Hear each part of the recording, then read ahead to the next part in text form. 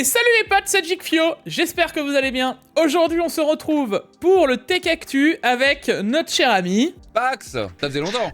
Ça faisait longtemps, Pax PC. Incroyable. Incroyable. Moi, pour moi, j'ai l'impression que ça fait 2 jours, mais vu qu'on a les canapés tech, mais bon.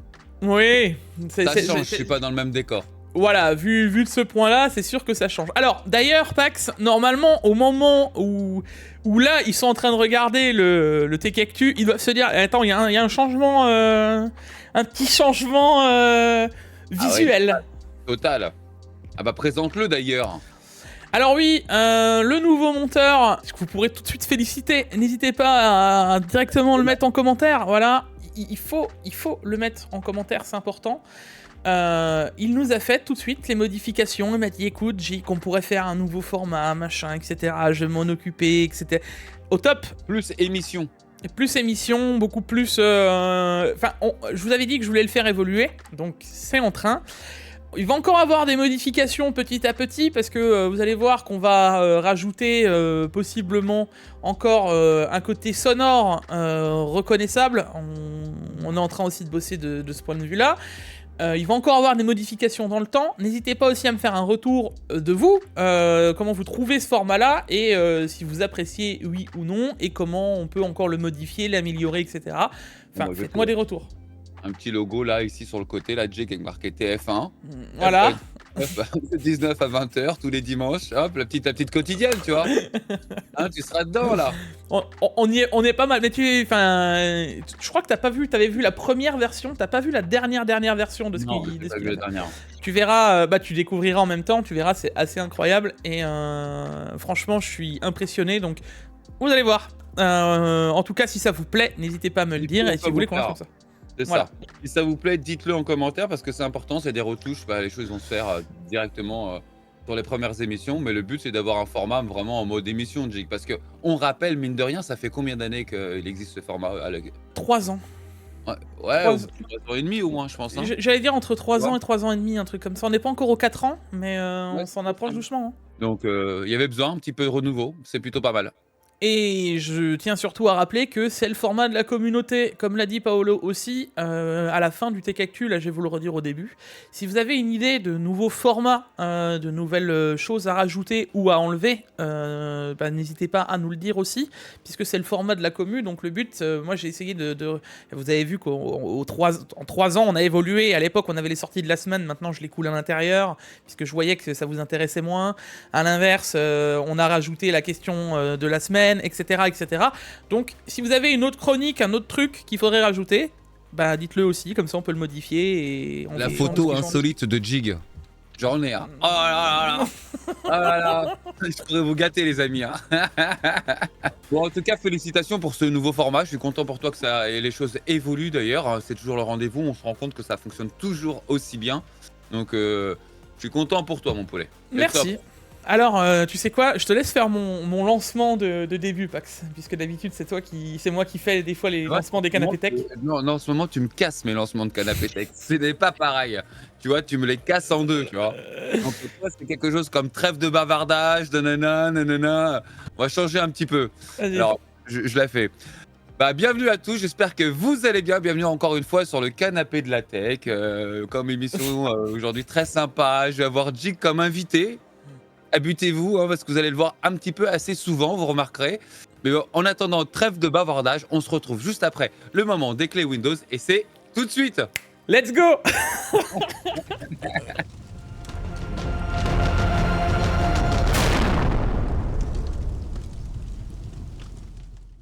La vidéo d'aujourd'hui est sponsorisée par CDK Offer. Bon, je pense que CDK Offer maintenant, tout le monde le connaît sur la chaîne, c'est le partenaire depuis de nombreuses années. Alors comme d'habitude, ce qui nous intéresse, c'est la clé Windows 10 Pro. Petite note, il faut quand même penser que si vous installez Windows 10 Home, Windows 10 Pro, vous vous doutez que ce n'est pas adapté, donc prenez bien la bonne clé en fonction de ce que vous avez besoin.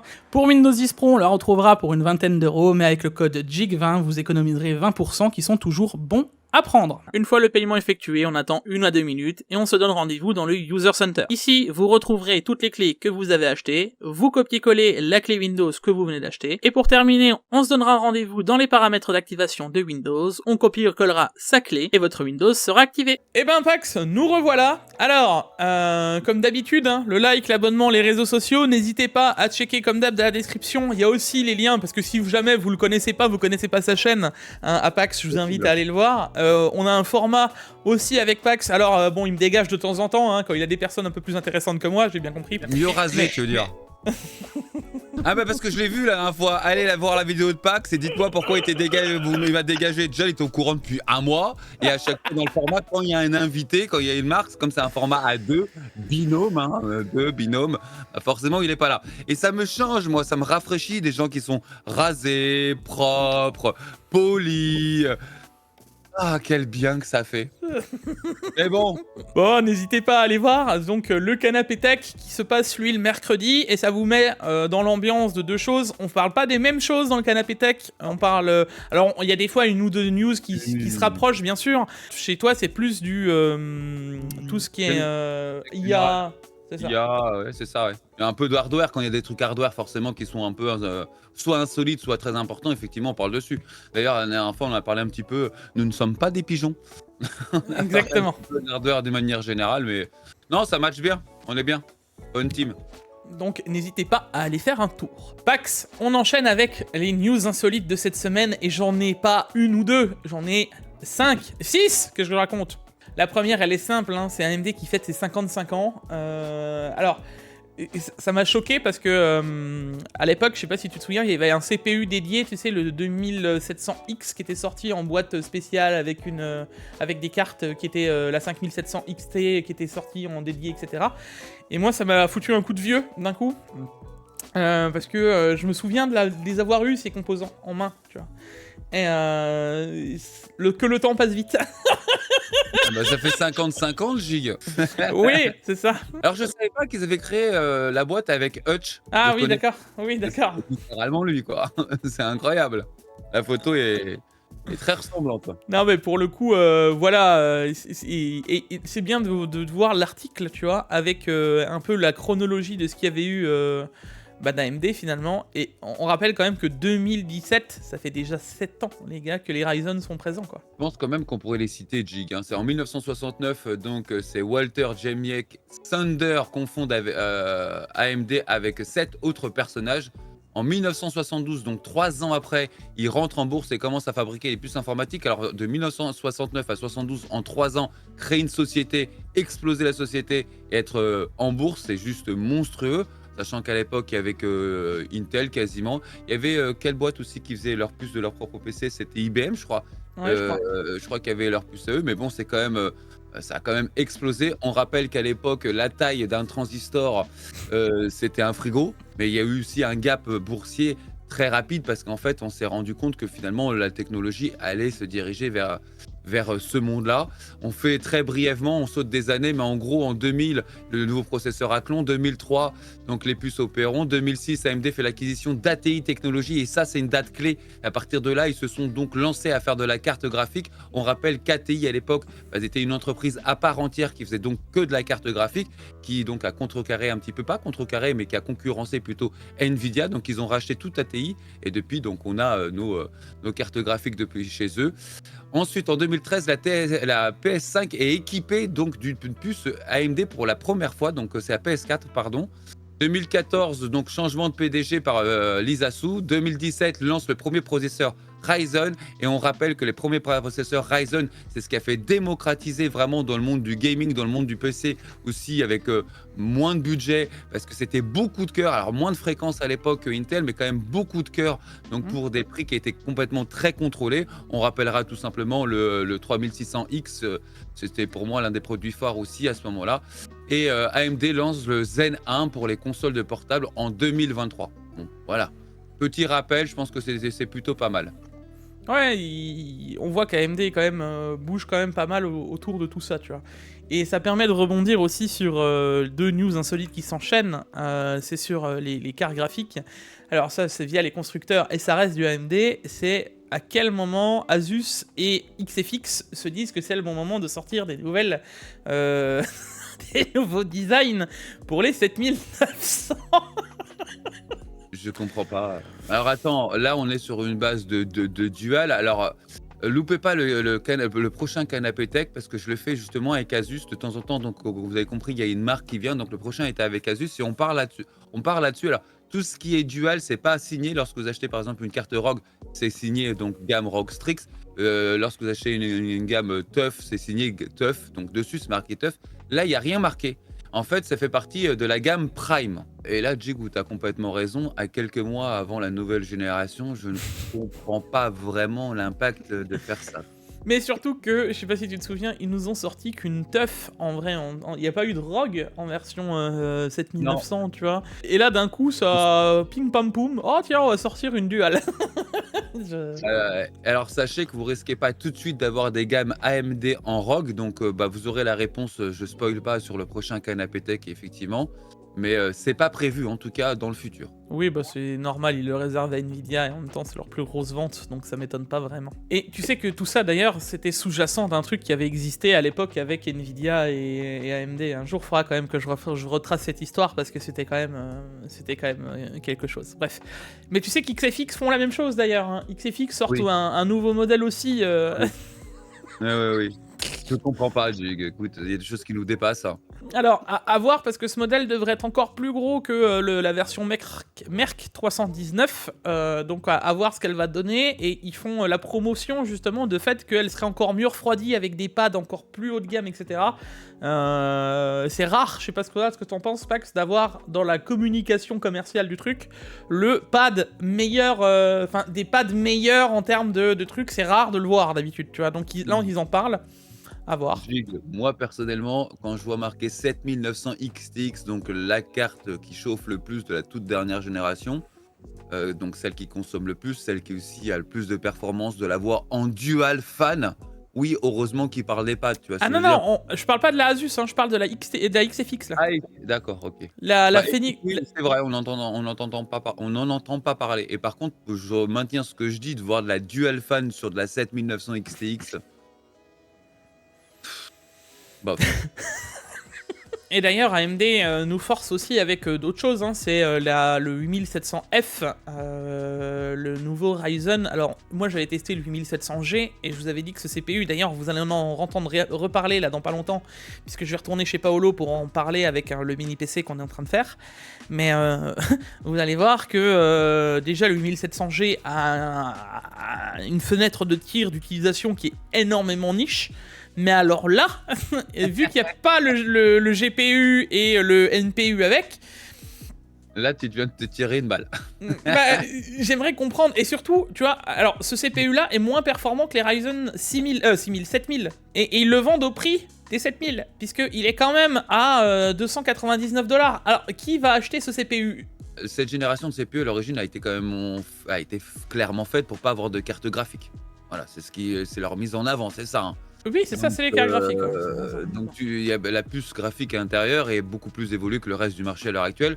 Tu as fait, toi, des benches, donc sur le modèle au-dessus, on a pu se rendre compte que c'est vraiment trop limité. À part pour ceux qui vont faire un peu de logiciel, un peu pro, mais alors pas trop pro, hein. Je vous le dis tout de suite. Du SketchUp, peut-être, truc léger ou quoi que ce soit. Je comprends pas vraiment cette niche, Jig. Et d'ailleurs, en parlant de choses un peu mal écrites ou tu sais qui s'enchaînent, la RTX 4090M, 4080M, Frankenstein testé, tu sais. Alors Frankenstein, c'est parce que ça sort de PC portable et c'est monté dans des PC fixes, dans des cartes graphiques de PC fixes plutôt. C'est souvent fait en Chine, etc. On connaît les choses. Par contre, alors déjà, ces puces-là ont des marques dessus de craquellement, parce que les puces, elles sont démontées, remontées, machin, etc. Donc t'es pas sûr de ce que tu vas recevoir. Mais en plus de ça, ces cartes restent pas forcément très bien reconnues. Tu sais pas si tu pourras les mettre à jour plus tard. C'est quand même pas mal, il faut quand même saluer. Tu vois, Ah après, oui! effectivement, on connaît pas la durée de vie, effectivement, on connaît pas la durée de vie, on connaît pas la durée de vie. Hein. Ça va être surtout ça. Hein. Si vraiment on arrive à avoir les mêmes performances et que les mecs ils nous refroidissent ça avec un dual fan et que de l'autre côté on a des frigos pour une 4090 comme ça, tu vois. Là, ce qu'on disait effectivement il y a 2 ans, on avait vraiment bien raison, quoi. Et la 4090M est équivalente à une 4080 Super ou 4080, et la 4080M est équivalente à une 4070 Ti, tu vois. D'accord. Donc elles sont quand même moins performantes, ce qui est logique, mais elles consomment bien moins, et pour le coup, ça reste des cartes qui actuellement, elles se vendent en Chine, donc... Dites-nous en commentaire si vous voulez que Jig ou moi essaye une carte comme ça pour vous donner un petit peu la tendance, voir un peu la qualité de fabrication aussi de la carte et les performances obtenues par rapport au prix surtout. Ouais, ça peut être rigolo. Bah après, Très sympa. je suis pas sûr quand même que je recommanderais le truc, le fait qu'ils pourraient pas le mettre à jour tôt ou tard. Tu vois. Mais bon. Surtout la garantie, je pense, renvoyer ça en Chine et tout, mais c'est bon, c'est quand même intéressant. Juste, Oui. moi je trouve faut quand même saluer. Et autre chose qui s'enchaîne avec, pour une fois, c'est pas les connecteurs d'alimentation qui posent problème sur les 4090, mais leur poids. Alors, ce soit les 4090 ou les 4080, 4080 Super, hein, même problème, même punition. Les cartes sont tellement grosses que si vous les envoyez à quelqu'un ou qu'elles ont été mal envoyées à un moment T donné, eh ben, tu peux simplement arracher les pads de fixation des GPU. Eh ben, il peut s'arracher tout simplement à cause du poids s'il est mal fixé, que la carte se promène dans le carton. Ça voudrait dire qu'en fait, il y a une torsion au niveau du PCB Exactement. et cette torsion-là n'aurait impact en fait, c'est juste le poids du refroidisseur en fait. Exactement. Donc tout ce qu'on dit depuis le départ, depuis 2 ans, comme tu dis, ça pose quand même une grosse question à se dire qu'est-ce qu'ils vont nous faire avec les 5000 et qu'est-ce qu'on va encore avoir de plus gros, tu vois. Là par contre, j'aurais quand même voulu savoir le nombre d'unités parce que moi mes cartes, je t'avoue que je les trimballe pas mal, je les balance pas mal, enfin je les balance, je les jette pas, hein. Au bout d'un point, Et hop. après, si c'est un problème d'expédition, si un mec met ça juste dans du papier bulle et envoie ça par chronopost, ça me paraît quand même un peu plus compliqué à faire hein, comme type de problème. Hein. Ah non, mais attention, c'est pas, je vais pas dire que ça arrive à tout le monde, tu vois, Ah non. mais clairement, c'est encore un problème qui est sous-jacent du fait que les refroidisseurs sont énormes. Oui, les je, sont énormes. je veux dire, ces cartes, entre le fait que les connecteurs, ils ont des problèmes, le fait que les PCB plient, le fait que le refroidisseur, il est trop grand... Enfin, elles ont quand même beaucoup de problèmes hein, pour des cartes de 2 ans, quand même, tu vois. Quand je vois les systèmes de refroidissement, par exemple, d'une 4090 par rapport à sa consommation, qui est aux alentours de 500 watts, on a un système qui refroidit facilement 650. Quand tu prends des ROG, ça pourrait même te refroidir 650-700 watts. Oui. Je pense qu'à l'origine, on a eu un BIOS, tu vois, qui a été peut-être sous-cadencé pour la revente, mais qu'à l'origine, c'est des cartes qui auraient pu envoyer plus, parce qu'il n'y aurait pas eu Oui, je suis certain aussi, ouais, bien sûr. de faire des refroidisseurs à ce niveau-là. Alors maintenant, ils nous disent ouais, mais c'est pour avoir le plus de silence possible, comme ça les ventilateurs, ils n'ont pas besoin de s'allumer. Ouais, mais ça le faisait déjà avant. L'histoire des connectiques, oui, il y avait un gros sujet sur les connectiques. Je pense que d'ailleurs, tu as fait encore le point là-dessus il y a très peu de temps avec un réparateur. Par contre, ça, là, je me demande quand même si c'est pas très ponctuel et si ça dépendrait pas d'un seul fabricant. Parce que là, c'est quoi? C'est du MSI? C'est quoi cette carte? Ah non, c'est global. En gros, c'est aussi un des réparateurs, tu sais, YouTube, Northwest Repair, qui l'a remarqué en fait dans les cartes qui sont envoyées et mal conditionnées pour l'envoi, quoi. Putain, mais c'est quand même fou parce que tu sais qu'à cet endroit-là, c'est là où tu as la griffe avec les 4 vis, tu vois. C'est quand même là où tu as vraiment un serrage mécanique, tu vois. Et c'est à cet endroit-là où ça se décolle. C'est incroyable.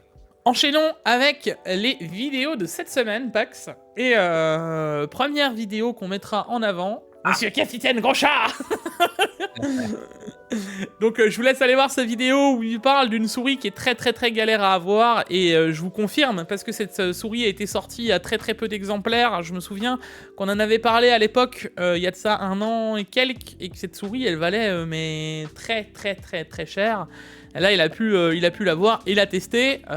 Donc ça, c'est ce genre de vidéo un peu qui colle bien avec le style de Captain, en fait. Tu sais, le truc très premium, très minimaliste, très propre. On rappelle quand même que Captain, en termes de vidéo et en termes de prise d'image, c'est toujours des bons moments à regarder. Ah oui. Il fait ça super bien. Même si des fois un sujet ne vous plaît pas trop, finalement, vous faites quand même embarquer dans la vidéo. Et d'ailleurs, en enchaînement, on aura notre cher ami Skinzer qui nous parle des PC Memory PC. Je vous invite aussi à aller voir, ça vous donnera aussi un backup encore une fois de Memory PC, et en fonction de ce qu'on dit, que ce soit moi ou tous les autres d'ailleurs, sur YouTube, et vous allez encore voir que il n'y a pas de quoi être déçu de Memory PC une fois de plus, quoi. C'est un peu la mode, Jig, acheter un PC de chez ci, acheter un PC de chez ça, nanani. T'as pas remarqué? Tout le monde fait ça en ce moment, hein? Ouais, bah oui, bah en même temps, j'ai envie de te dire, c'est pas comme s'il y en avait 25 000 sorties actuellement aussi, tu vois, donc... Ouais. En ce moment, je sais pas si vous avez tous remarqué d'ailleurs, là je vois 6600 vues en 2 jours et pourrait largement faire beaucoup plus de vues, donc n'hésitez pas à soutenir vraiment cette vidéo. Mais en ce moment, il y a quand même une baisse de vues générale auprès de la tech, et on s'aperçoit, on en parlait avec Jig, on s'aperçoit que là par exemple, va bientôt avoir des sorties de nouveaux GPU, de nouveaux CPU à partir de la rentrée de l'année prochaine. Non, cette année, pardon. Ouais. À partir de la rentrée. Il y a quand même des petites périodes creuses comme ça. C'est là où il faut soutenir justement un petit peu les créateurs que vous aimez bien en tout cas. Et d'ailleurs, ça permet aussi de moi de vous remercier un peu plus, tant qu'à faire, puisque moi j'ai toujours ma base de tech actu, de gens ultra fidèles, etc., qui sont toujours présents tous les jours, enfin à chaque sortie de vidéo, et ça, je peux que vous remercier, puisque vous êtes toujours là, donc là-dessus, moi, je ressens un peu moins la baisse que beaucoup d'autres, donc là-dessus, je peux que vous remercier très amplement, voilà. Enchaînons, Pax, avec les bons plans de cette semaine, et j'en ai aussi quelques-uns. Est-ce qu'il y a le jingle, Jig? Non, pas encore, mais... Oh, Pas encore, un ça va venir. jingle, là, Ouais, c'est bon plan. c'est prévu, Ok. c'est prévu. C'est les French Day, les gars, et j'enchaîne tout de suite avec une grosse carte, Pax, la 4080 Super. Incroyable que Jigfio mette une 4080 Super sur... J'allais rebondir là-dessus, c'est marrant, t'anticipes tes invités, je pense aussi. hein. c'est improbable, Pax, c'est rare. Mm. Alors, dis-toi que la carte n'est pas à 1070 € parce qu'il y a le code promo FD10 qui est actuellement courant sur Amazon jusqu'à la fin des French Day, qui laisse donc à chaque fois que tu rentres le code avec un produit de plus de 50 €, je vous laisserai aller voir les termes, mais tu gagnes 10 € sur encore le truc. Ce qui fait que la carte, qui est une carte qui est assez bien refroidie, pas trop moche, qui est en dessous du prix MSRP de la 4080 Super. Je sais pas si t'as remarqué, mais c'est très compliqué de trouver des 4080 Super en dessous du MSRP quand même, de ce qu'ils avaient annoncé. Je sais pas si tu te souviens, mais... Oui, littéralement, c'est parce que comme tu disais, il y a les offres French Day, et c'est marqué dessus, offre à durée limitée. Voilà. Effectivement, quoi. Bon, Donc- tu la mets rarement en avant, effectivement, c'est pas une carte que tu mets en avant, mais il faut savoir que c'est quand même une carte qui perf. Voilà, faut quand même le dire. Le gros truc, c'est qu'entre une 4080 et une 4080 Super, il n'y a pas grande diff, on va pas se mentir, on a déjà fait tous les benches, mais ça reste quand même une carte qualitative. Pas Oui, donnée, puis- mais qualitative. Et puis là, avec le refroidissement, le fait que ce soit une Accelerate, c'est pas une Verto classique, tu vois, c'est quand même un modèle un peu plus haut de gamme. C'est la version OC, etc. 1060 €, les gars, je trouve pas ça déconnant, tu vois. Pour une fois, encore une fois, c'est rare que, voilà, mais je trouve pas ça déconnant. Et attends, parce que j'en enchaîne avec une autre, la 4070 Super, que toi t'as testé en Zotac mais en triple fan. Ouais. On la retrouve là en version dual fan, alors elle doit être quand même moins bien refroidie. D'ailleurs, je vous laisse aller voir la vidéo de Pax sur Zotac, c'est intéressant de voir d'autres marques. Mais à 619 € la version Twin Edge OC, je sais pas ce que t'en penses, mais c'est aussi ultra bien placé. Ah, c'est pas mal. Et justement, la version triple fan, vous pourrez aller chercher sur Case King ou regarder la vidéo que j'ai fait sur le top 30. Elle est aussi en triple fan, le modèle que Pax avait présenté, la Trinity. Elle est à 649 € sur Case King. Pareil, Ah bon. je trouve que c'est ultra bien placé. Ouais. Je reviens juste sur la factory de chez Zotac. Donc effectivement, dans la vidéo que je fais, je démonte la carte, je vois effectivement tous les composants, les qualités, donc la qualité. Parce que je dis ça parce qu'il y a beaucoup de personnes qui se disent ouais, c'est une Zotac, je veux une Asus, je veux ci, je veux ci, je veux ça. Déjà, il faut faire avec ses moyens, et il faut savoir que pour ses moyens, en tout cas Zotac, pour les prix qu'ils annoncent, c'est quand même ultra qualitatif. J'ai pu le démontrer. Vous aurez exactement les mêmes performances qu'avec une carte concurrentielle. Il n'y aura pas du tout de sujet là-dessus. Voilà. Et là, pour le coup, on se rapproche du prix des 600 balles, et j'avais dit que déjà à 660, c'était la seule carte que je trouvais ultra intéressante, mais à 600 € pour moi, c'est vraiment un très très bon plan. Pareil, la 7900 XT, les gars, Pulse, triple fan à 739 €. La 4070 Super que tu réfléchis en modèle custom à 700 balles, oublie-la tout de suite, hein. C'est ça que tu prends, hein. Tu mets 40 € de plus, et là t'as beaucoup plus de performance, hein. T'as 20 Go de VRAM, t'es tranquille, tu seras jamais limité, ou enfin en tout cas pas dans les 1 an ou 2 ans qui devraient suivre, c'est sûr, tu vois. Derrière tu te retrouves avec une carte que quand overclock t'as la performance d'une 4080 Super. Enfin qu'est-ce que tu veux que je te dise? Là c'est vraiment pareil, c'est ultra bien positionné à 739 € quoi. Très bien positionné, une carte qualitative, une 7900 XT, 20 Go de VRAM, donc effectivement, il n'y a aucun jeu aujourd'hui qui va vous les anéantir, en tout cas en jeu qu'on connaît, parce que peut-être qu'en VR, c'est pas les sujets que je maîtrise le plus, sinon le reste, il n'y aura pas du tout de sujet. Là, j'insiste bien qu'en ce moment, Jig, je pense qu'on est d'accord, en tout cas, le distinguo entre AMD et Nvidia aujourd'hui vont jouer sur les technologies. Ouais. Voilà. La technologie pour moi est quand même un chouïa plus aboutie chez Nvidia et aussi un peu plus distribuée. Voilà. On ne sait pas ce qui va se passer au mois de septembre. Ils vont nous sortir un DLSS 4 non rétrocompatible. On ne sait plus, on ne sait pas. Hein. On a déjà vécu ça. Donc à méditer aussi, bien entendu, lorsque vous allez faire vos achats. D'ailleurs, la GRE, qui elle n'est pas à 599 € du coup, avec les 10 € de réduction, tu te retrouves à 590 €. 590 €, pareil, pour un modèle Pulse, parce que bon, c'est un pur, mais c'est du Pulse, hein. Blanc. Blanc. Voilà. À 590 € pour du 7900 GRE, pareil, c'est ultra bien positionné. Hein. On rappelle que ça concurrence largement une 4070 Super. Alors, c'est au-dessus d'une 4070 Super, voilà. Les deux légers, mais c'est largement au-dessus d'une 4070, on le rappelle aussi, et en termes de prix, c'est super bien placé. Je tiens justement à te placer, Pax, tu vois, que si moi je devrais faire un choix actuellement, je réfléchirais quand même aux Otak. Parce que pour le coup, comme tu dis, au vu des technos, etc., pour seulement 30 € de différence, la 4070 Super, malgré qu'elle ait que 12 Go de VRAM, peut réellement se poser en termes de questions. Puisque là, on a vraiment peu de différence de tarif, et la 4070 Super à ce tarif-là est, à mon sens, tout autant intéressante que la 7900 GRE. Donc c'est vraiment en fonction de ce que vous faites. Il faut aussi regarder plutôt votre définition. C'est-à-dire que c'est des cartes qui sont conseillées, en tout cas la 4070 Super, sur du 1440p, et à ce moment-là, les 12 Go de VRAM, vous êtes tranquille. N'allez pas chercher donc ces cartes-là pour de la 4K, parce qu'il y a des jeux qui vont vous la saturer. En tout cas, je suis entièrement d'accord. En termes de technologie aujourd'hui, entre la 7900 GRE et la 4070 Super, j'irai sur la Super par rapport aux technos qui sont plus aboutis et plus distribués. En rasterisation, la GRE est légèrement supérieure, mais j'irai quand même là-dessus. Voilà, pour la une bonne carte. La GRE est sortie trop tard. Je suis désolé, j'ai fait une vidéo là-dessus de test, mais elle est sortie il y a 1 an en Chine. Ils nous l'ont collé il y a 3 mois. Maintenant qu'elle est déjà sortie la Super, alors que s'ils l'auraient sortie il y a 1 an, quand il y avait que juste la 4070 en face, elle avait je sais plus combien j'ai fait dans les tests, mais plus de 10% de plus. Donc tu vois, c'était je sais pas ce qu'ils ont fait politiquement sur cette gamme-là, en tout cas AMD. En tout cas, pour moi, cette carte, le seul intérêt qu'il pourrait avoir, comme tu dis, c'est la 4K. Là, par contre, en 4K, vous serez plus tranquille avec la GRE. Et je rappelle que la GRE bénéficie d'un OC qui est aussi conséquent que les autres collègues en 7900, soit de 10 à 15% de gain. Et là, tu viens taper une TI, hein, une TI Super même. En tout cas, pour une carte 4K à très bon prix, ouais, vous pouvez foncer.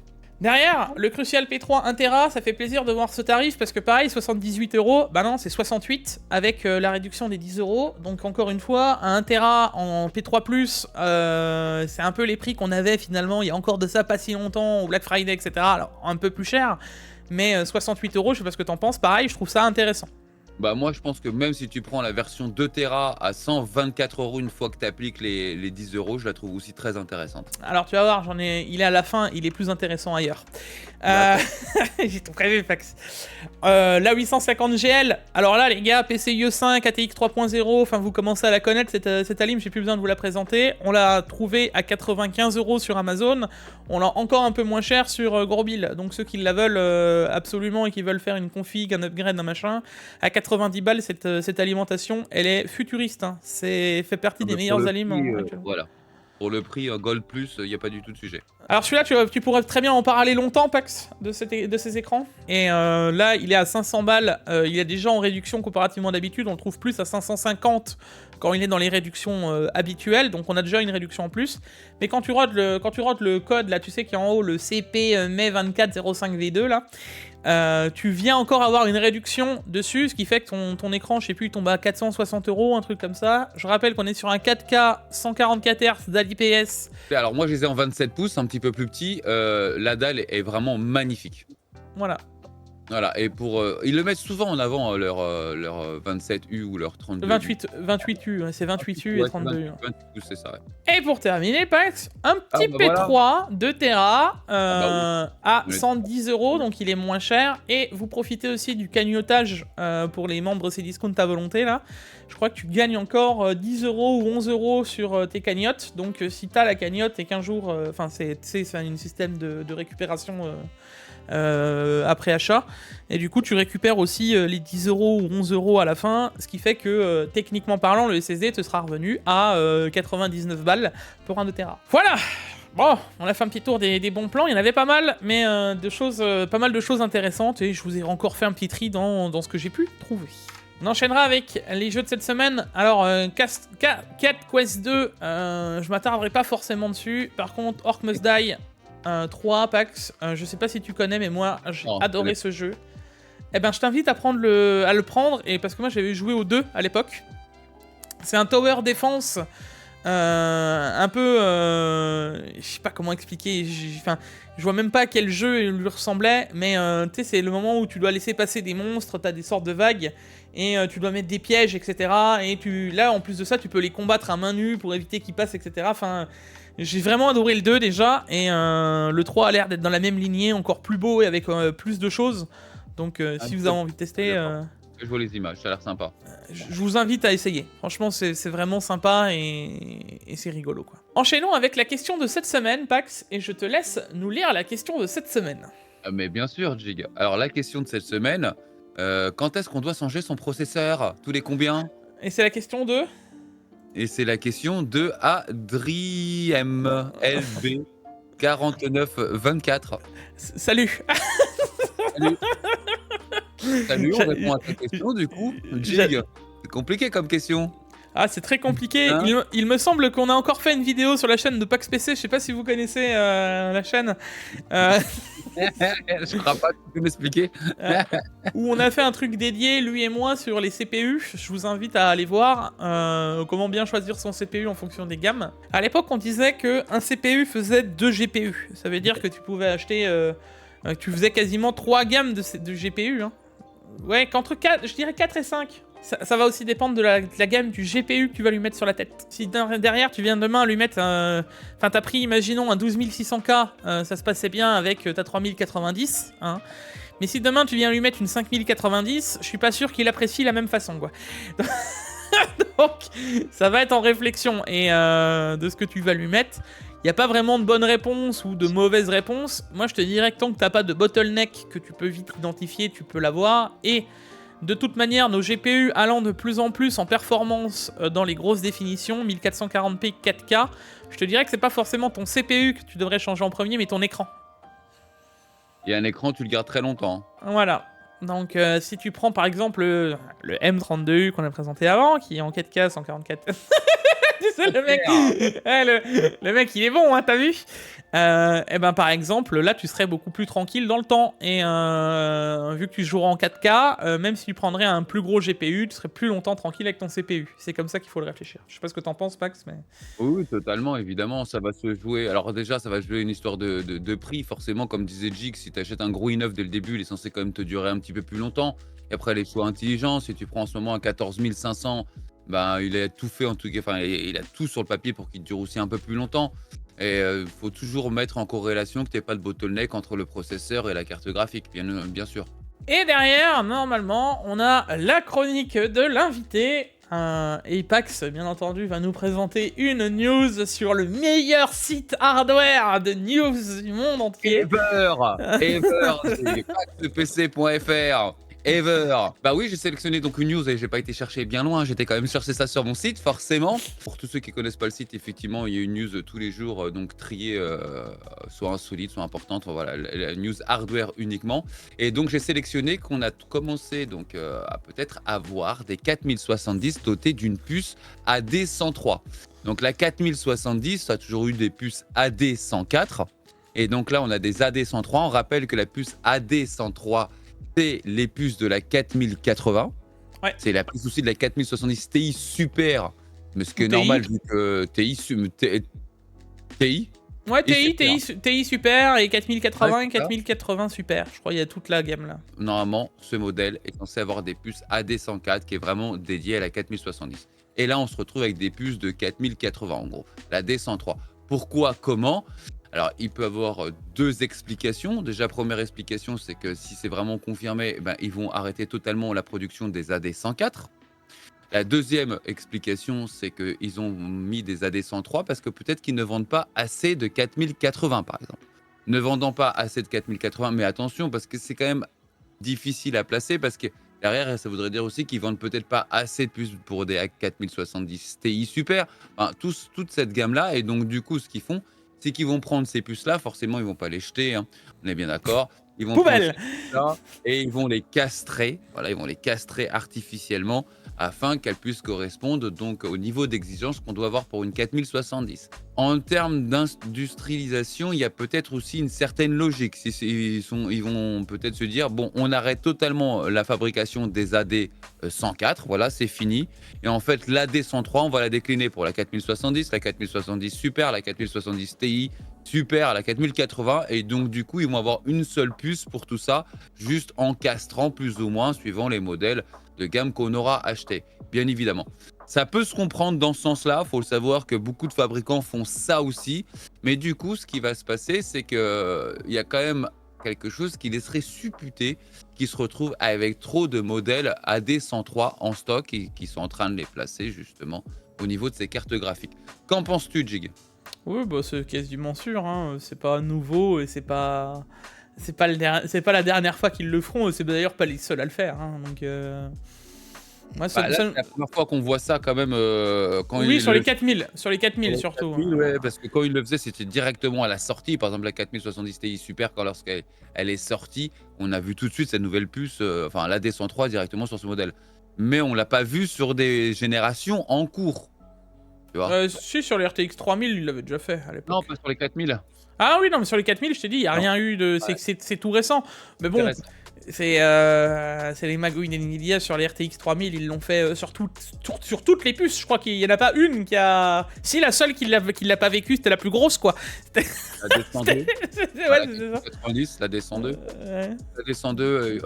Bon, alors après, je sais pas, enfin, on n'a pas vraiment les chiffres de combien de 4080 ont été vendus. C'est vrai qu'on n'a pas accès à ce genre de chiffres. En tout cas, il faut savoir que le genre de modèle comme la 4080 peut se vendre, bien évidemment, mais va se vendre dans combien de pays? Faut que ce soit des pays où il y a quand même une notion de salaire assez importante. C'est-à-dire que bah, peut-être en Occident, dans certains pays aussi du Moyen-Orient, certains pays comme le Japon, comme les États-Unis, bien entendu, mais il y a quand même beaucoup de pays qui n'ont pas les moyens de s'acheter ce type de GPU. Voilà, faut pas croire qu'il se vend sur toute la planète. Non, pas du tout. Je pense que par exemple, si vous allez au Brésil, je pense certainement pas que ce soit le modèle le plus vendu à l'heure actuelle. Alors Ouais. qu'au Brésil, il y a une énorme communauté de gamers. Elle est monstrueuse. Donc voilà, on ne sait pas trop comment ça a pu se vendre. On rappelle bien qu'à l'époque, bah, je sais pas, mais quand vous preniez une 4000, une 2080, une 1080, on était aux alentours de 600 €, 700 €. Là, on est quand même sur on a dépassé donc le millier d'euros pour ce type de modèle-là. Effectivement, plus ils vont faire ce genre de choix, plus ils vont mettre sur le côté certains pays forcément qui étaient susceptibles de prendre ce type de modèle-là. On enchaînera avec Videocards et Senua Saga Hellblade 2. Alors, je crois pas que tu connaisses, toi, Hellblade, Pax. Non. Je suis sûr que tu le connaîtras bientôt parce que tu vas le mettre dans ton protocole de bench plus tard. Ok. Moi, je vous invite à tester Hellblade quand il sortira parce que j'ai été très content du premier épisode et j'attends énormément. Et d'ailleurs, j'attends depuis très longtemps la sortie du 2. Et à l'époque, le 1 avait tabassé toutes les configs. C'était à la sortie, enfin, il était sorti à l'époque des 2080 Ti et il mettait la 2080 Ti à genoux, pour donner l'idée. Quand il était Alors sorti. pour les specs là, minimal, ouais, ça va faire mal, ouais. Il va tabasser très fort. Et on sait pas si c'est pas pour faire du 30 FPS comme sur console, hein, d'ailleurs. Ils le disent que c'est pas, tu vois, c'est écrit à la fin. Developer claim that 30 FPS gameplay on the console, tu vois. Alors là, les technos auront leur sens par contre, Giga. Ah bah là, il va en avoir besoin parce que je pense que ça va taper très fort. Et ils le disent déjà qu'il y aura DLSS 3, FSR 3, XeSS 1.3. Et ça laisse aussi sous-entendre qu'on devrait avoir le FSR 3.1, là, la nouvelle mise à jour qui devrait arriver très peu de temps après. Donc Attends. là, ce jeu-là va être encore une fois, va vraiment taper très fort. Ça sort le 21 mai, si je me trompe pas. Et je suis impatient, moi, d'avoir ce jeu entre les mains parce que je kiffe ce jeu, tu vois. Ils annoncent quand même donc minimum 4080 7900 XTX, c'est-à-dire que si tu viens avec ta 4070 Ti Super, ça fonctionne pas? En 4K. Ah ouais, en 4K, mais ce qui est étonnant, c'est que regarde, apparemment ça tape que 12 Go de VRAM sur le tableau. Tu le vois le tableau? Regarde, Ouais. 12 Go de VRAM, je vois pas pourquoi une 4070 Ti Super ne tape pas, hein, tu vois? Ouais, mais je pense qu'il y a, parce que là, je sais pas si t'as vu, mais il parle aussi avec activation des technos, hein. Donc ça veut dire que, à mon avis, le jeu, il va vraiment être sale. Tu vois, en termes d'opti, comme en termes de de tout, en fait. Il va vraiment falloir un gros PC pour taper dedans, tu vois. D'accord. Bah, hâte de l'essayer, effectivement. On enchaîne avec l'outil GPU Shark 2.30. C'est un peu un remplaçant de GPU-Z, tu sais, le soft qu'on parle toujours, GPU-Z de Tech Power Up. Toujours.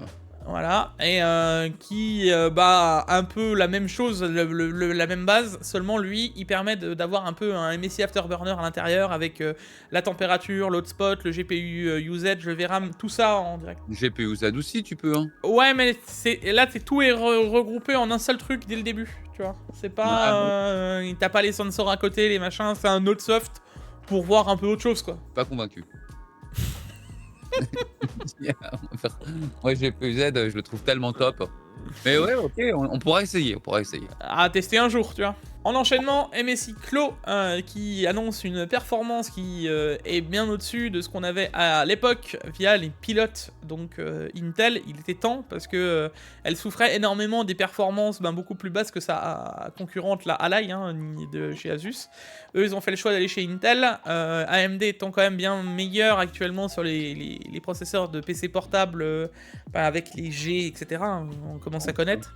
ABC a joué la carte de partir sur Intel, pari risqué, et pour l'instant reste quand même très risqué. Maintenant, on arrive enfin à du 60 FPS quasiment sur tous les jeux. Je me dis que, bon, pourquoi pas, tu vois. Ça avance doucement, quoi. Bah, en fait, il faut reconnaître que sinon, AMD avait le monopole. Ouais. Parce que là, c'était le dernier grand acteur où il manquait vraiment ce type de console.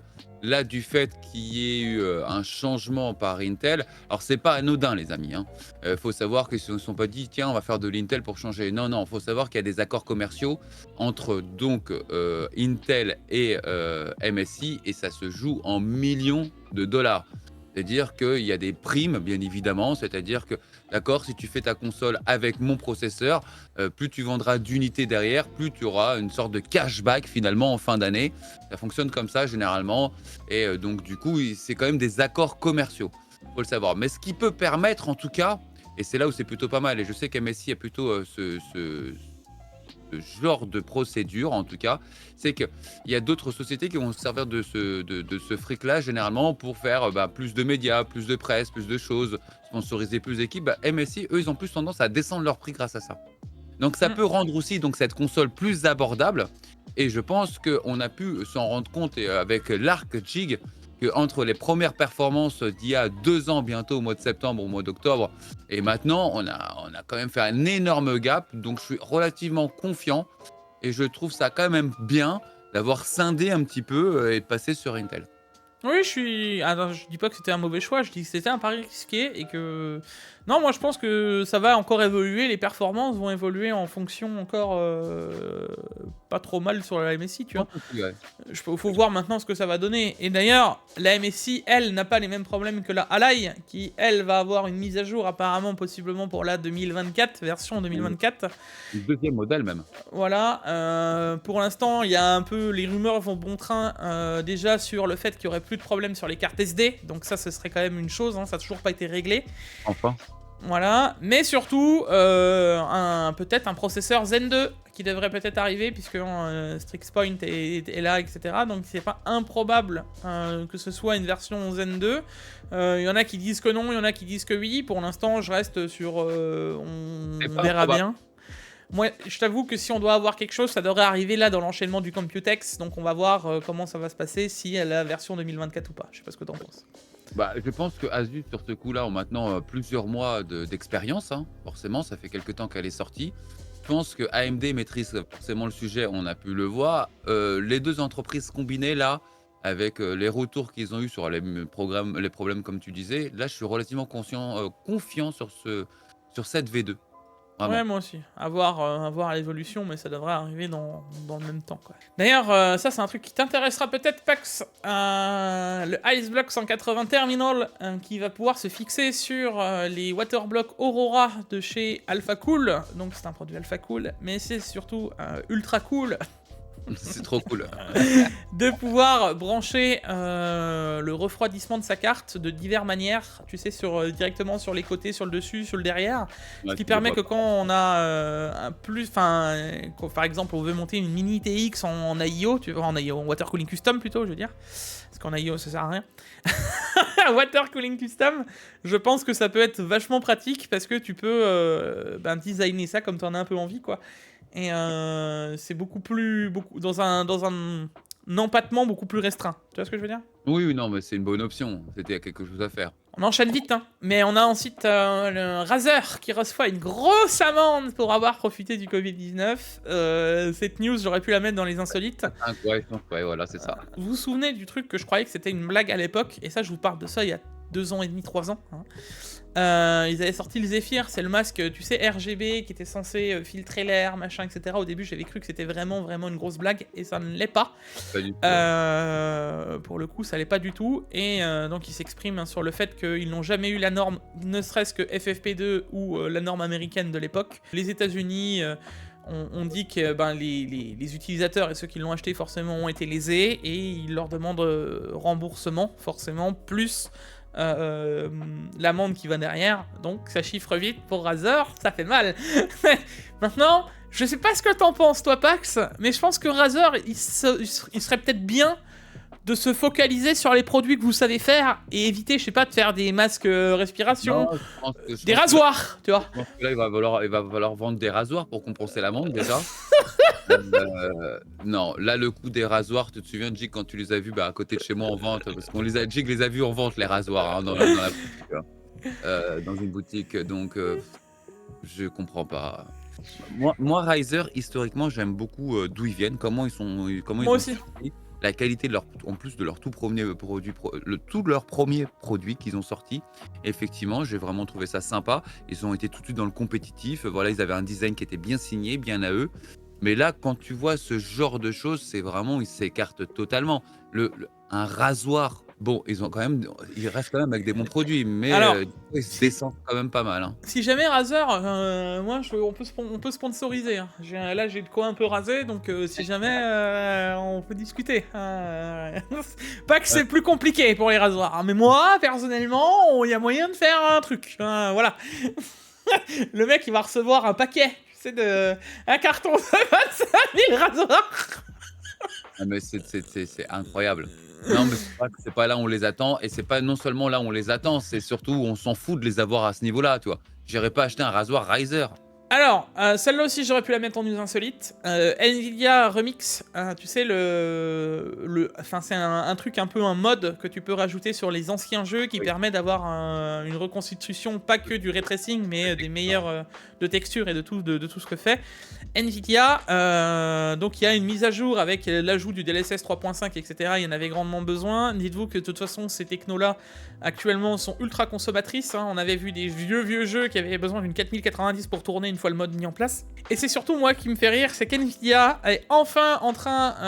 alors, il l'avait déjà rendu à la base, mais est enfin en demande des communautés. Et ça, c'est très très rare de voir qu'NVIDIA fasse la demande dans un produit déjà. Qu'un produit soit open source chez NVIDIA, c'est très rare. Mais qu'en plus, NVIDIA demande l'aide des communautés de modeurs pour aider à mettre en place le truc, c'est encore plus rare, tu vois. Moi, je trouve ça bien. Oui, moi je trouve ça bien, ça veut dire qu'ils sont un peu en train de changer de politique, et au moins de ce point de vue-là, et c'est pas plus mal, tu vois, ça change un peu, hein. De toute façon, l'open source, pour moi, c'est quand même une bonne base, et voilà, quoi, donc plus ça va s'open sourciser avec le mot complètement sorti du chapeau, open sourciser avec de plus en plus de modeurs, forcément il y aura de plus en plus d'enchaînements de meilleure qualité, de baisse de performance pour une meilleure qualité. Donc moi je suis pour. À voir maintenant comment ça va évoluer, comment ça va tirer et devenir, quoi. Écoute, moi je trouve ça plutôt pas mal. Après, il y a deux choses. Tu sais, tu disais qu'il fallait une 4090 pour que ça fonctionne sur les anciens jeux. Oui, parce que ça demande énormément de ressources encore à l'heure actuelle. Mais je trouve ça quand même pas mal de pouvoir le faire parce qu'il y a quand même des gens qui ont des grosses cartes et qui ont des anciens jeux sur lesquels ils sont nostalgiques, tu vois ce que je veux dire. Et du coup, ouais, c'est validé. Oui, moi aussi, je te dis, maintenant, à voir l'évolution du truc. Maintenant, à l'époque, quand il avait sorti, je trouvais que c'était vraiment une grosse blague. Ça te rajoutait effectivement 2-3 effets de RTX, ça améliorait pas forcément le truc, et c'était pas incroyable. Il faut que ça évolue dans le bon sens. Maintenant, ça va être aussi en fonction des communautés. Et comme dit, les modeurs, ils ont un peu la dent dure aussi avec Nvidia. Pourquoi ? Parce que dans plein de choses, que ce soit dans le code ou dans plein de choses, moi j'ai vu ne serait-ce que pour, tu sais, la version du Steam Deck Windows que tu peux mettre sur tous les PC, c'est écrit très clairement, allez vous faire mettre... Nvidia dans le code. Donc, tu te dis... Je veux dire, c'est que quand même derrière, maintenant qu'ils cherchent un peu l'aide de la communauté pour pouvoir s'ouvrir, ils ont un peu leur monnaie de leur pièce, le fait que les gens n'ont pas envie d'y aller parce qu'ils leur ont craché dessus pendant X années aussi, tu vois. J'ai un peu envie de te dire qu'NVIDIA se retrouve face à un mur et récupère un peu la monnaie de sa pièce, tu vois. Pour moi, c'était une étape obligatoire finalement, tu vois. Ouais, mais il était temps. Je suis d'accord avec toi. Il était temps, ouais, oui, bien sûr. Moi, je t'avoue que je resterai toujours, maintenant, je reste un peu sur ma réserve, là, jusqu'à la sortie des 5000. Alors, ChatRTX aussi, se met à jour. Faut savoir qu'à l'époque, le tout premier modèle qu'ils avaient sorti était une démo.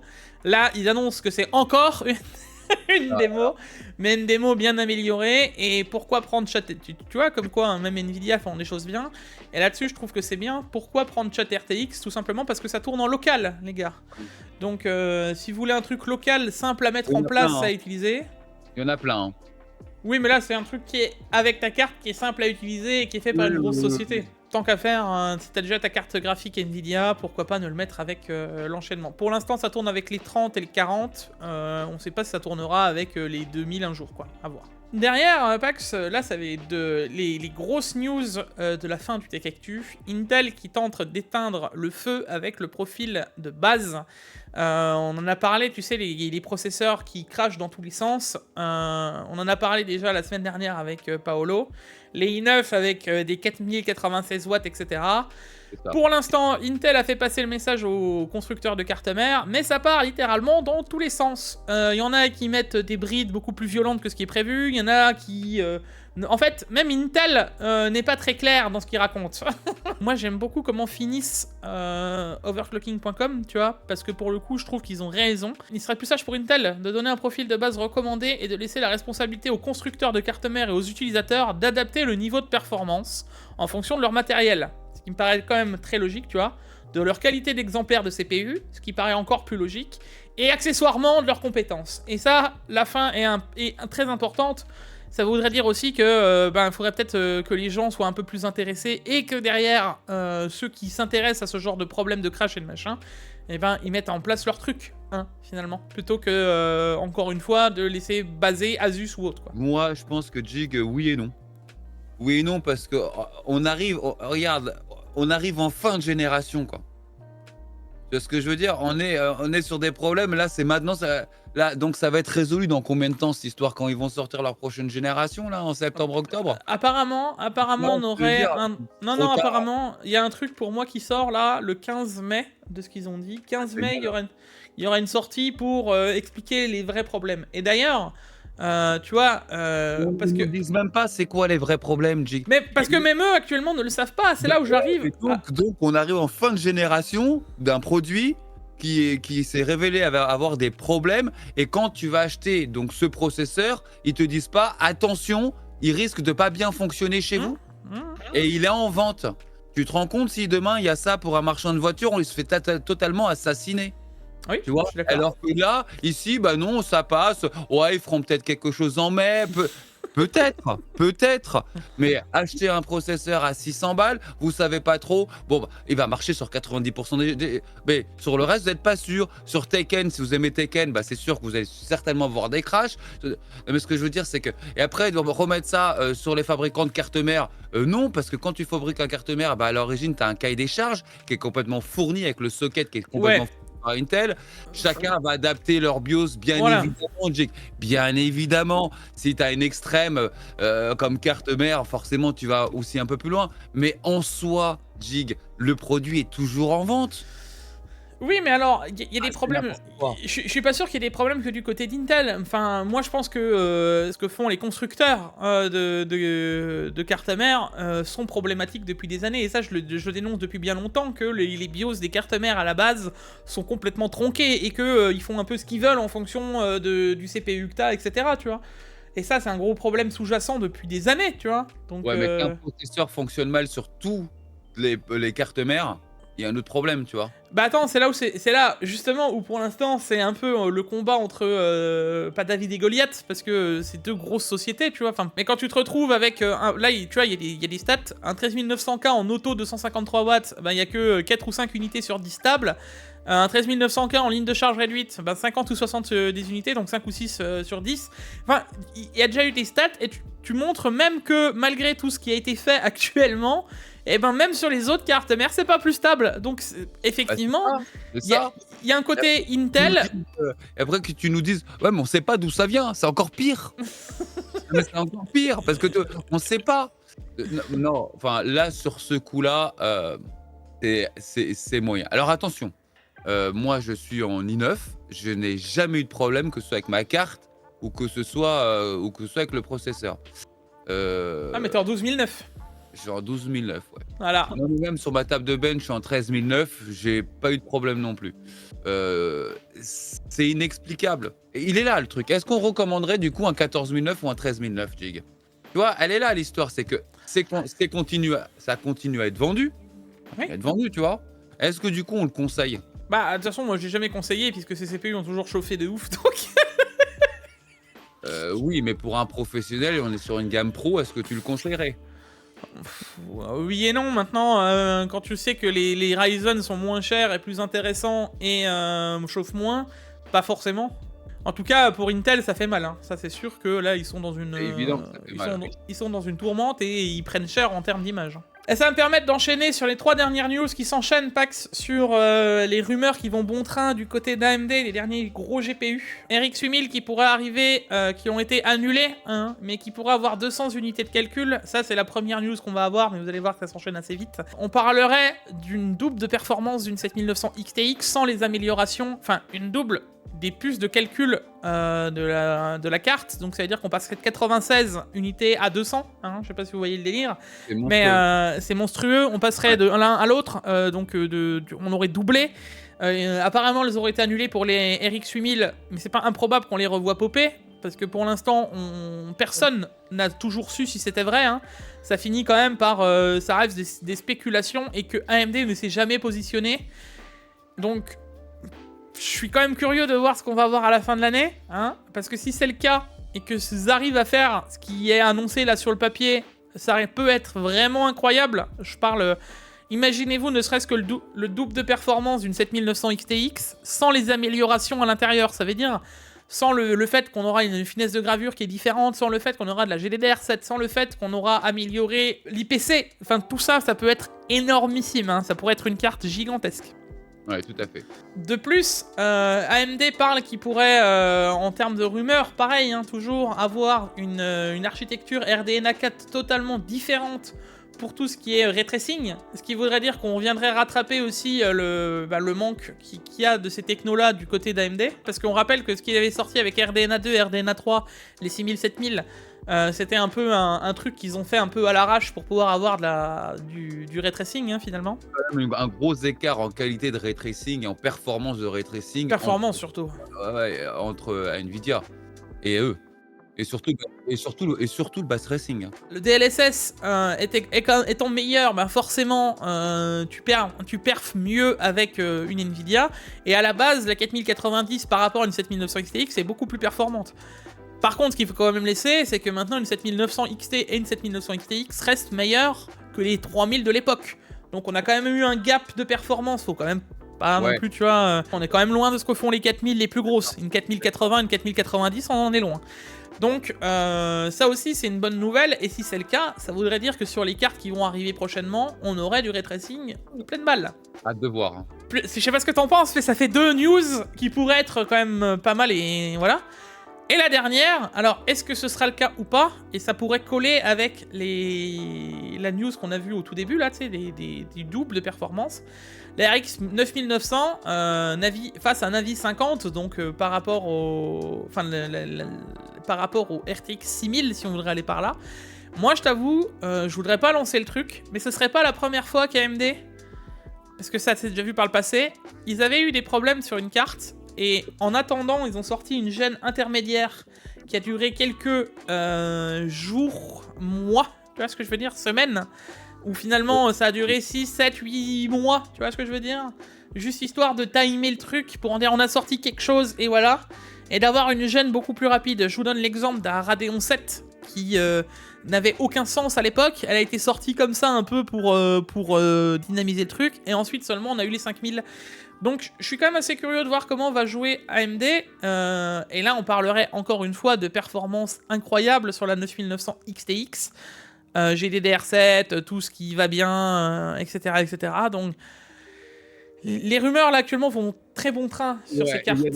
C'est ce que je te disais avant, en ce moment on est beaucoup sur de l'AMD, je sais pas si t'as remarqué dans les news, là, mais les rumeurs, ça fuse dans tous les sens côté AMD. Alors bon, espérons quand même qu'il y a quelques rumeurs qui se concrétisent, Giga. Dont celle-ci, vraiment, parce que en termes de carte graphique, aussi bien sur les séries 3000, je trouve qu'ils ont vraiment serré Nvidia.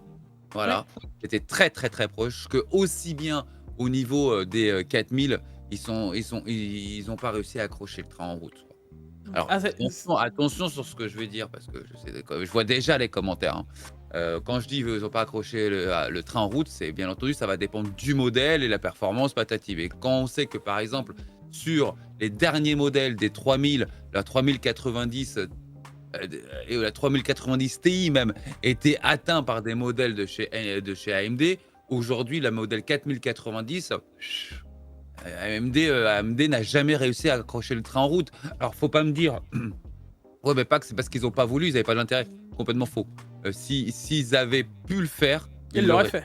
Clairement. Ouais. Ne serait-ce que pour l'image de marque, et en plus, ils en auraient vendu. Donc oui, hâte vraiment de les voir s'améliorer sur les GPU, sur les prochaines générations, bien évidemment. Ben pour le coup, le 9900, avec la 9900 XTX, tu vois, ça finit comme ça sur l'article. Ces avancées pourraient bouleverser le marché et inciter Nvidia à réagir avec des prochaines cartes RTX 6000. Donc ça, on parlerait déjà dans 2 ans prochains, hein, on parlerait 2026, tu vois. Avec la technologie d'empilement de puces de TSMC, Samsung et Intel en développement, AMD semble prêt à dominer le marché des GPU dans les années à venir. Donc AMD reste quand même dans la course, malgré qu'ils soient soit peut-être en retard là actuellement. Et je rappelle qu'AMD, il y a de ça déjà 2 ans, je vous en avais parlé, ils avaient misé énormément, eux, sur le multi-chip module, hein, sur le fait qu'on puisse mettre 2 puces séparées un peu à la manière Ryzen, là où... Oui, t'as vu ça fait à l'époque. Voilà, justement, là où bah, c'est déjà le cas actuellement dans les 7900 XTX, mais c'est hypothétique comparativement à ce qu'ils voudraient faire in fine de la chose, tu vois. C'est pas... eux, ils voudraient vraiment pousser le truc énormissime comparativement à ce qui est actuellement le cas, tu vois. Et s'ils y arrivent, Nvidia qui est toujours en monolithique actuellement, et je pas avant, en tout cas pour les 5000 pour l'instant, qu'il n'y a jamais eu de rumeur sur le fait que ce sera du multi-chip module. Si AMD arrive à faire ça et qu'ils arrivent à le mettre en place et que ça marche vraiment fort, je peux vous dire que même Nvidia va falloir qu'il change très vite de fusil d'épaule, parce que si ça arrive, ça risque d'être très violent. Et c'est pour ça que j'aime bien regarder ce genre de news, même pas que pour les rumeurs, mais plus pour se projeter dans ce qui pourrait être fait dans le futur. Je sais pas ce que t'en penses, Pax, mais quand tu vois ça et quand tu sais les technos qu'ils ont investi chacun de leur côté, Intel par exemple, tu sais, avec les fabrications de puces par exemple, que tu vois que maintenant ça va être ils risquent de passer les meilleurs même devant TSMC, tu te dis que ben, c'est des investissements qu'ils ont bien positionnés à un moment T, tu vois. Bien sûr. Bon, en tout cas, Pax, je te remercie de m'avoir accompagné sur ce nouveau format, enfin, tout ce T-Cactus. Serais-je le parrain de ton nouveau format? Mais bien sûr. Ah, je suis touché. D'ailleurs, à toute la communauté, ne loupez pas, j'ai 2 beaux PC modés en ce moment à faire gagner sur la chaîne. Donc c'est vrai que c'est pour la communauté, mais généralement on a un peu la même communauté avec Jig. Donc n'hésitez pas, ce sera toujours agréable de faire participer ta commu aussi là-dessus. Et félicitations pour ton nouveau format. J'attends le jungle, Jig et ses bons plans. Bah, tu verras, il n'y aura pas que les bons plans, il y aura plein de choses qui vont encore se mettre en place, les gars. Je suis impatient d'avoir la finalité de ce T-Cactus. N'hésitez pas encore à me faire un retour là-dessus, parce que c'est vraiment, vraiment important. Et je pense qu'on finira là-dessus. Merci de nous avoir écoutés jusqu'alors. Longuement. On vous fait Merci de nous avoir écoutés longuement, Jig. C'est ça. On vous fait des gros bisous, c'était Pax et Dixio. À la prochaine, à la semaine prochaine. Des bisous. Ciao, ciao. Ciao.